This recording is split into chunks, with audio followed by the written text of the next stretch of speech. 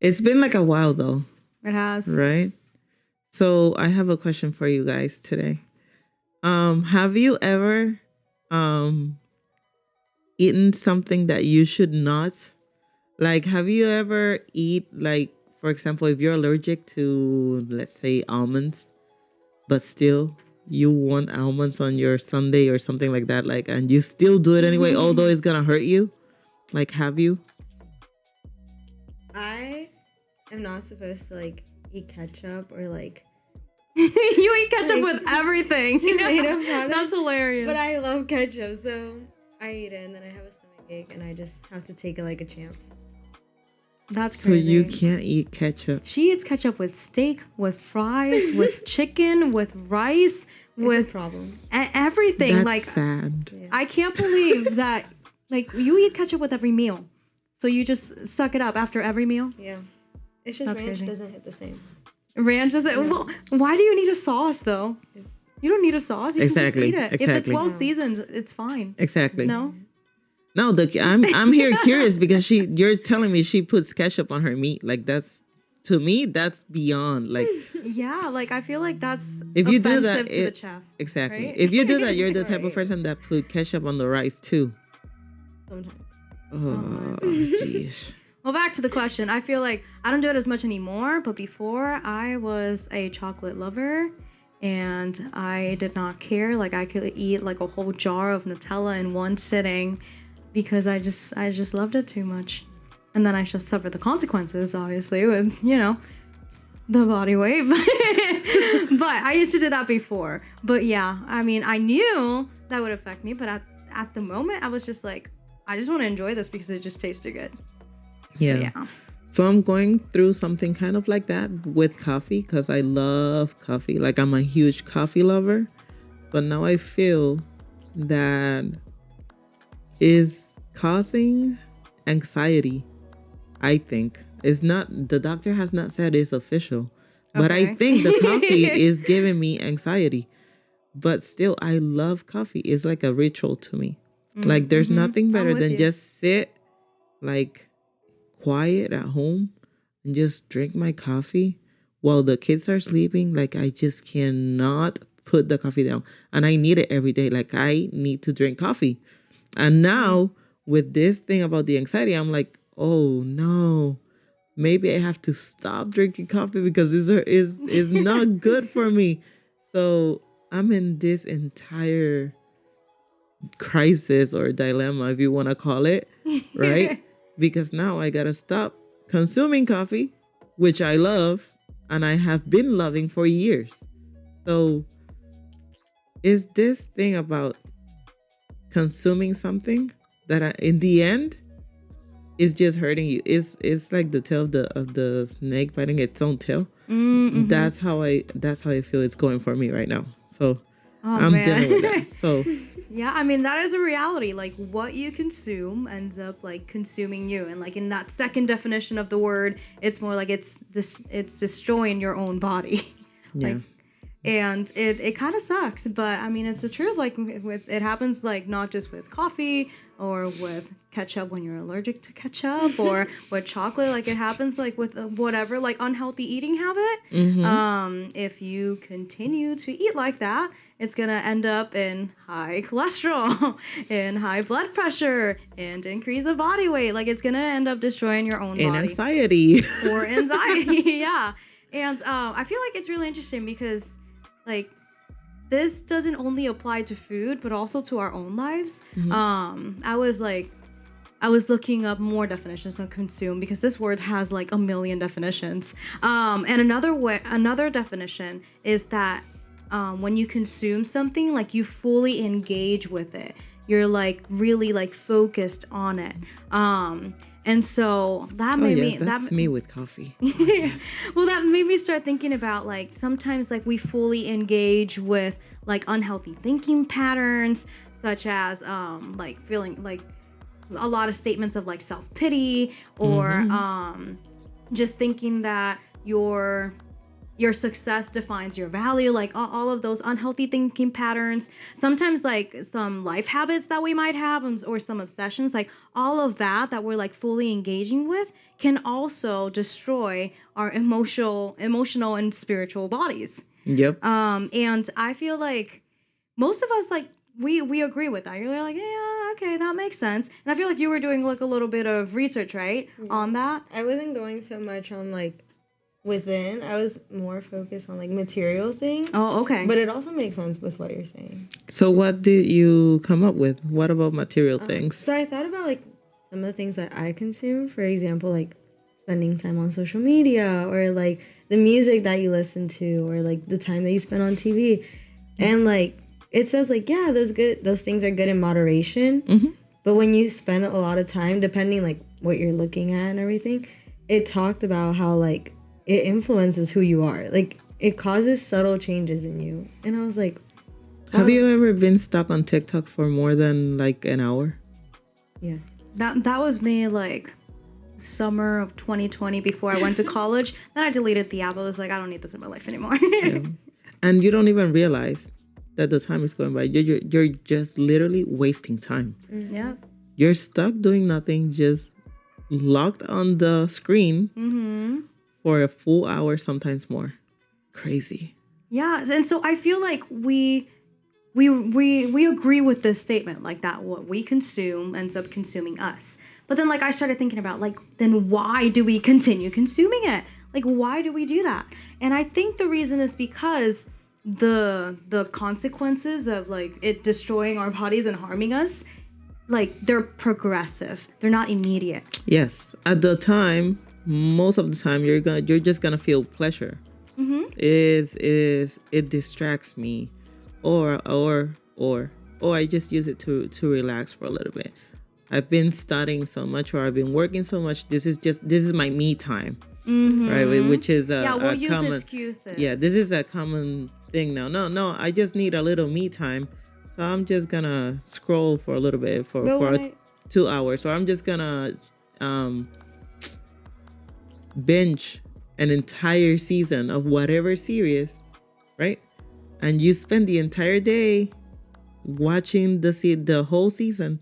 You're literally just consuming time. You're doing nothing. You're wasting time on the quote unquote me time.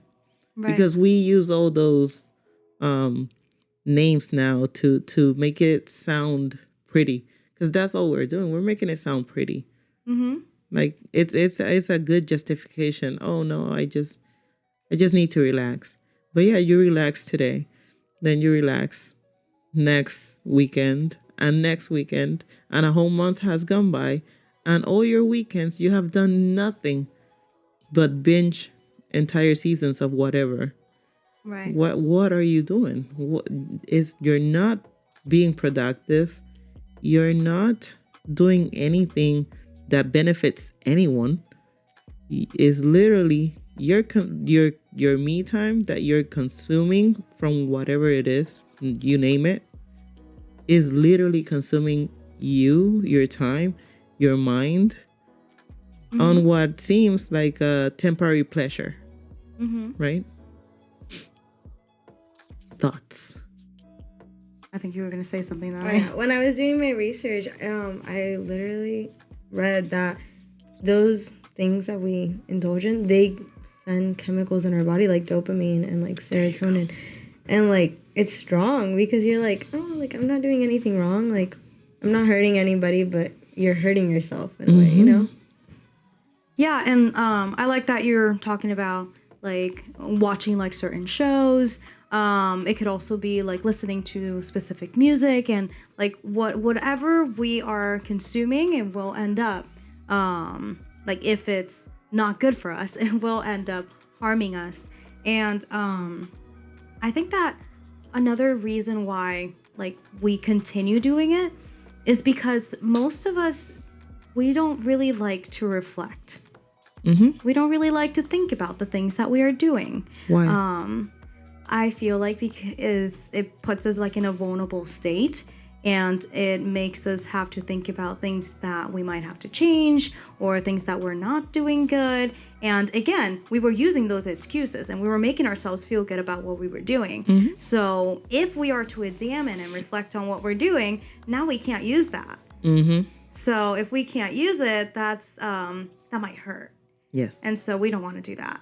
And that's the truth. That's just like the plain truth. But it's very important for us to reflect. Because like we just said, it might end up consuming us. It's going to end up hurting us in the end. Like, and even though it might not be like an immediate consequence, it's going to be progressive, but it will end up being like a pretty big thing for us in the end.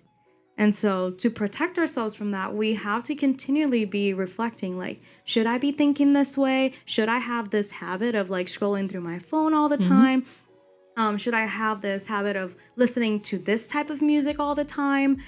Should I be obsessing over this person who doesn't even know me on social media? Like those things like that we have to reflect upon. Yeah. Most of the time, habits will define who you are. Like literally those habits, what you listen to, what you watch eventually will define who you are. If you only listen to depressive, sad music, eventually you're gonna become a depressive, sad person. I read about that in the article, and it was talking about how it was like, oh, listen to like sad music, but don't listen to it all the time. Like even in the article, it was like, don't listen to it all the time because your body's like, oh yeah, I want to be sad, you know? Exactly. Yeah, it's pretty sad. Yeah, it's interesting because sometimes like we crave those things. Like if we ended up making it a habit of like always listening to this type of music that we know like the lyrics we shouldn't be singing because it doesn't like go like align with our beliefs. If we already like made that a habit, like we're kind of craving to do it. And I feel like some of us think like we sit in like helplessness. Like, no, like that's just my habit. That's just what I'm used to. That's just who I am. That's all I've known. And we falsely believe that because it's a habit, because it's all we've known, because that's what we crave and that's what we want, then that's what we have to consume. Like we just sit in helplessness there. But that's not, if we go back to like what we were talking about food, and we talk about cravings, you can have a craving and still be satisfied if you don't consume what you're craving and you consume something else. Exactly. And that works with like you can apply that to real life too. Yeah. Even if if you are craving to consume like whatever TV show that you know is not good for you, if you decide to watch something else, you might still be able to like satisfy like that craving that you had, you know?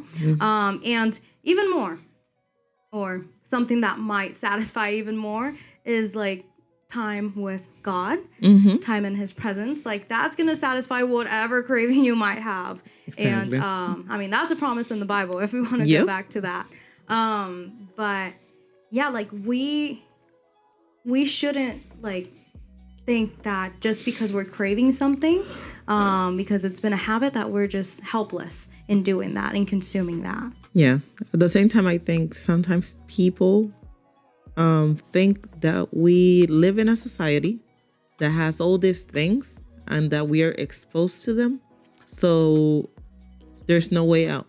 What can I do? I am stuck in this world. I live here. I'm exposed to all of this.